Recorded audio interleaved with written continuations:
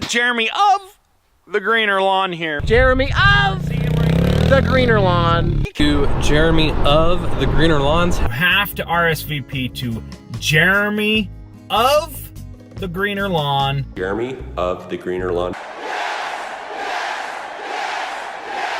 Jeremy of the Greener Lawn. He has the email address jeremyofthegreenerlawn@gmail.com. I didn't create that. I didn't create the But you created the email address, so I just went with it. Yeah, but there's only a 1 2-letter word and you hung on to it. Yeah, so? Well, Jeremy of the Greener Lawn that. just making up stories. No, this is not a story. Folks, welcome back to the Greener Lawn. Oh, wait. Welcome back to the Greener Lawn.